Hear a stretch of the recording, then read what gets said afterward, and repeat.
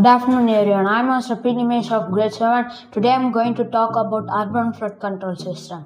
When the rainy season starts, the water will carry the water.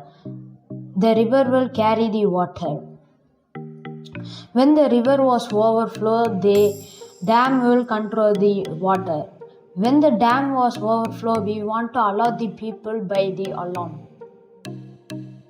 Uh, Underground pipes and gutters are designed to carry the rainwater away from the streets and buildings.